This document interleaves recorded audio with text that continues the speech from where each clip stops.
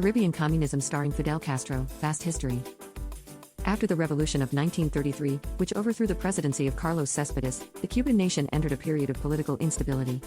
Puppet presidents succeeded each other, dictated by the US-backed Armed Forces commander, Fulgencio Batista. This went on until 1952, when he took direct control of the country. The event made one 26-year-old lawyer bring several legal cases against the unlawful government. After they all got dismissed, he started thinking about other ways of fighting the new regime.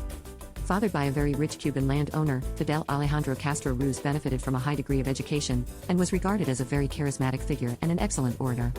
He became the founder of the 26th of July movement, an incognito anti-Batista group that was arming and training recruits, while publishing the underground newspaper El Acusador, The Accuser. In 1953 they attacked the Moncada barracks, a military garrison outside Santiago de Cuba. After a quick fight the group lost and fled, but got rounded up during the following days. Many were killed while others, including Castro, were given lengthy prison sentences. Personally sentenced to 15 years, he only did 2, as part of a Batista publicity strategy involving public amnesty.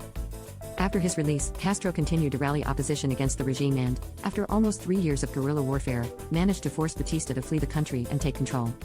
Backed by the ideologically friendly Soviet Union, he quickly became a major inconvenience for the nearby US government.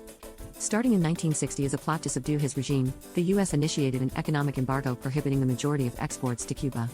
This was met with the Cuban nationalization of hundreds of private-run American companies. In 1961, the CIA attempted an invasion under false flag men to overthrow him, along Cuba's Bay of Pigs.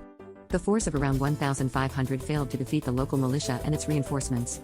Over 1,000 prisoners were interrogated on live television, some of them by Castro himself. Most were ransomed and got back to the US. The failed coup made waves around the world, especially in Latin America. In October 1962, in order to consolidate power, Castro half-heartedly agreed to host Soviet nuclear weapons in Cuba.